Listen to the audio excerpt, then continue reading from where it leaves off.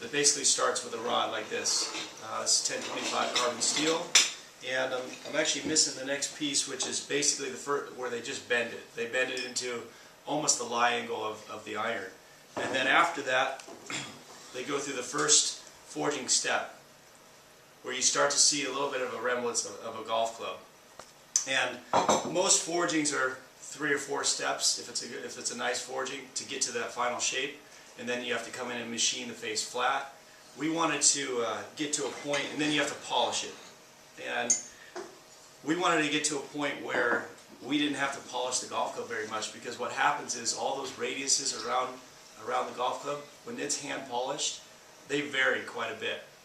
And so when I have to sit in the PGA department with a guy like Faldo and go through 25 heads just to pick one that looks right to him, it's not fun, right?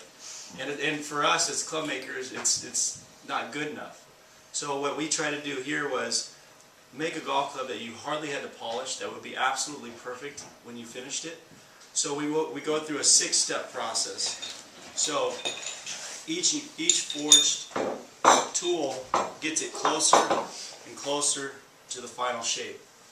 So that flash area, which is all the extra material on the outside, is what you end up having to polish off at the end.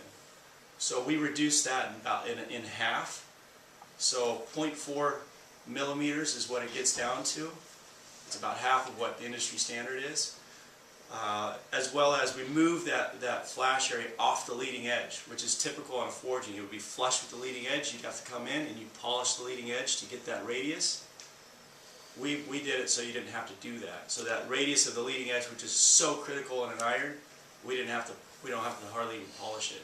As well as we don't even have to come in and machine the face flat, because it's so flat after the 6-step process that you're able to maintain the radiuses around the face.